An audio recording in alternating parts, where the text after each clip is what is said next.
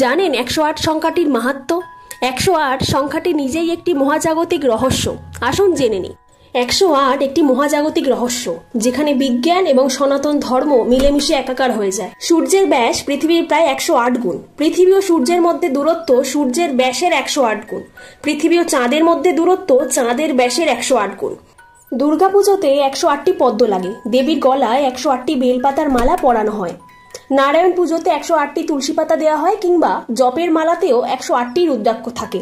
বিভিন্ন মন্দিরে সন্ত সমাজে মহামণ্ডলেশ্বর নামের আগে শ্রী শ্রী 108 দিয়ে শুরু হয়। হিন্দু ধর্ম মতে 108 সংখ্যাটি দ্বারা তারা ব্রহ্মকে প্রকাশ করে, তাই হিন্দু ধর্মে 108 সংখ্যাটির এত মাহাত্ম্য। প্রাচীন মুহূর্ত শাস্ত্র অনুসারে সময়কে 108টি উপলব্ধিতে বিভাজিত করা হয়েছিল। 36টি অতীত, 36টি বর্তমান এবং 36টি ভবিষ্যৎ। হিন্দু ধর্মের পঞ্চ দেবদেবী যারা সর্বাগ্রে পূজিত, গণেশ, বিষ্ণু, শিব, কৌশিকী এবং সূর্য, প্রত্যেকেরই অষ্টতর শতনাম সংকীর্তন করা হয়ে থাকে।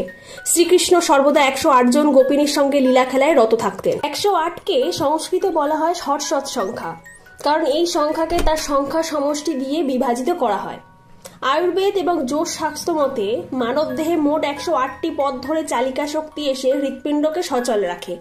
কালজয়ী মহাকাব্য মহাভারতে প্রত্যেকটিতেই 18টি অধ্যায় রয়েছে। এমনকি শ্রী রামচরিত মানস 9 দিনে পাঠ সম্পূর্ণ করতে হয়, যাকে নবান্ন পরায়ণ বলা হয়।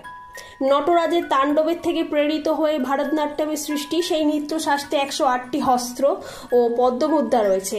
সারা ভারতে তন্ত্রপীঠের সংখ্যাও 108টি। সাবস্ক্রাইব করতে ভুলবেন না Shrimati. That's all. Thank you so much.